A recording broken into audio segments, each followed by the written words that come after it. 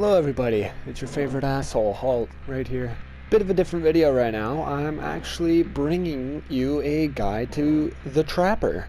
Someone I've been maining for a few weeks. You probably, maybe, I don't know, came from my video where I released it saying I've been maining Trapper for 3 weeks now. Pretty much exclusively playing him aside from trying the twins when they first launched. And here's how it went. Now, that game was great. Now, I can't say every game was like that. There were quite a few where it did not go anywhere near as well. I'm looking at you, Haddon field offerings and keys. But for the most part, I'd say I've gotten pretty efficient with this killer. Now, I'm no HaltSterling, but I do think I've gotten pretty good. So, without further ado, I'm going to introduce you to how I play Trapper by just explaining it, and you just sit here and listen, because this is a podcast now, okay? Step number 1, my build. Now then, I've been trying to level them up to get all the perks. I have 5 pages worth. I go all the way here. Now, you can be pretty creative with your builds, but let me explain why I run what I run. Now, I think Ruin and Dying, both are kind of obvious. I mean, it's Ruin and Dying. Like, it's not much else to state. Trapper kind of needs it, because he doesn't really move around much. He kind of protects shit, and you want to keep Ruin up. You're chasing people off of gens. You need to get that regression, and there's like almost no other way to get it, really. I mean, you can run Pop. Like, don't get me wrong, you don't have to run Ruin, but if we're talking like an actually good Trapper build, I'd say your best bet is Ruin Undying. And now, Corrupt Intervention, right here, yeah, this little plague perk right here. The reason you're going to want to run that is because the slowdown at the start of the game is so nice. If you can get it down before they pop a gen and start trapping shit up before they really get kicking. Because without it, by the time you get shit popping with Trapper, they've already gotten 2 gens.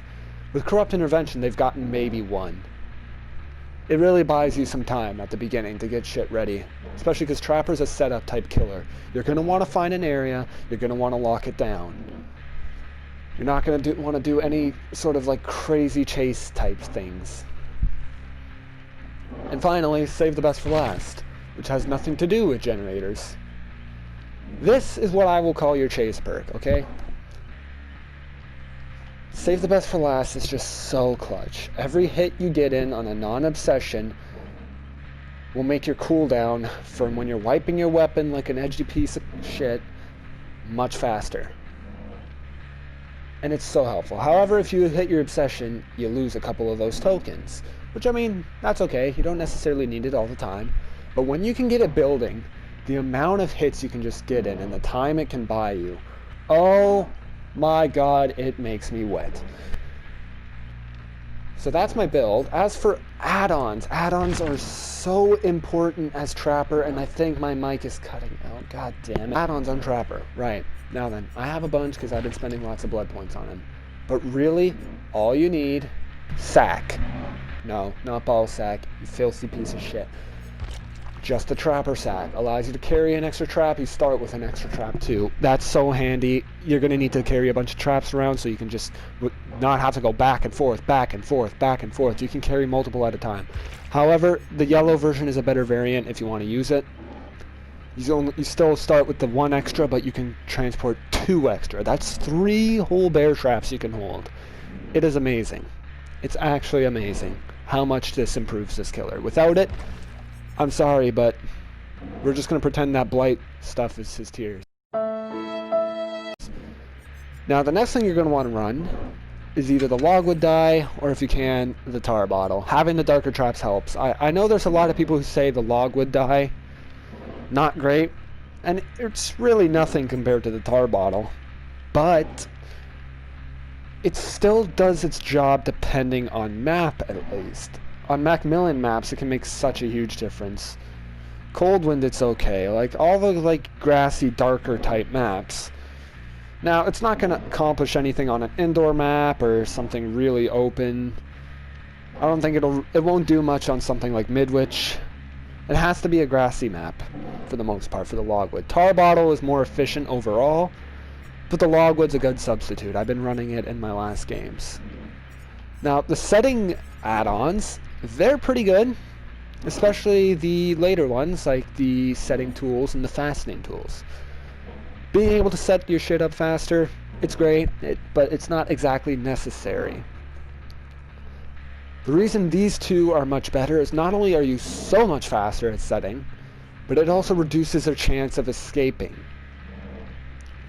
And on top of that, it also takes more time to take a chance to escape or for someone else to let them out.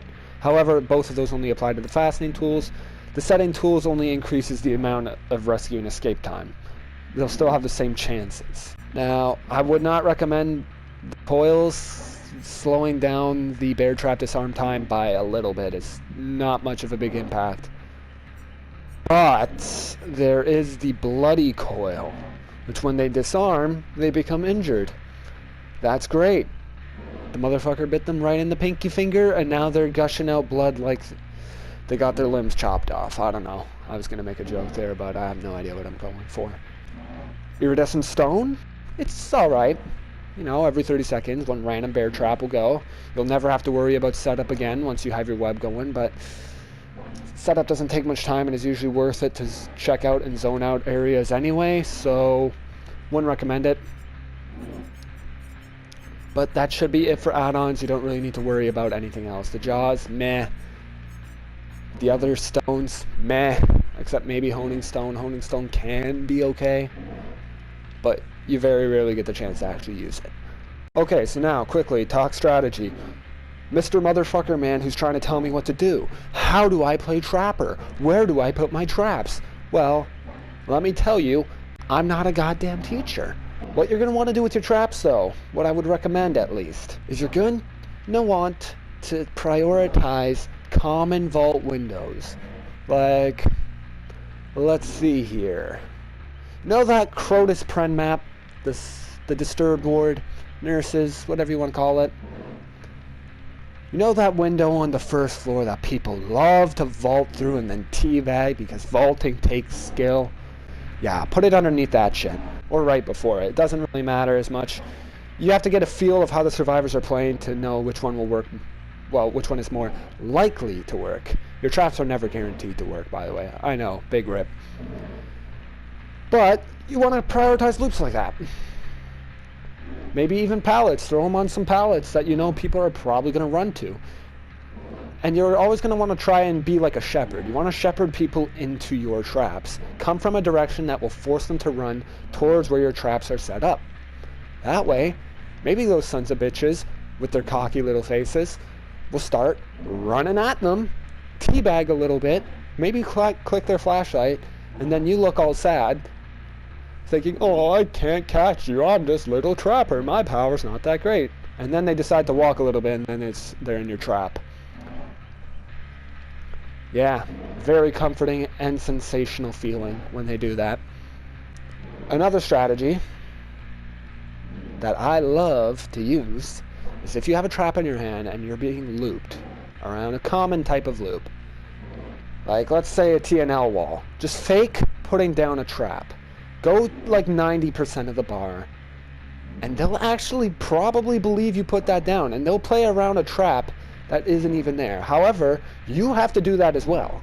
If you just go walking over it, they'll be like, there is no trap, I'll start using it again. But if you play around it until you catch them lacking, bam, go in for that hit. Doesn't matter if you fake it afterwards, so long as you've secured the hit. So that's my main two Trapper strategies. You're definitely going to want a 3-gen. You're going to have to let some gens fly. You're almost never going to get an amazing game. Trapper is so stressful, takes so much setup, thinking, predicting. There's a lot that goes into them. But, smaller tip, leveled surfaces like the hills or stairs, go even on the side, like how you heal as a survivor. It's the same thing as survivor. You cannot heal unless you're on the same level. The same thing goes for placing traps. So you can stand sideways on a set of stairs and place your trap. I've used that to guard the basement, and it's been dandy. It has been dandy. And then I come in like the tunneling piece of shit I am, and I down that person who went for the rescue. If I can make it. People escape from traps super easy. Help me. Also, another small tip, save the best for last. The reason it's even better on Trapper than other M1 killers is because not only does it save you time, but you can save stacks instead of hitting your obsession. If they jump into a trap, you can just pick them up immediately, as if they were downed. It's great. It's so much nicer to just not have to waste your beautiful stacks.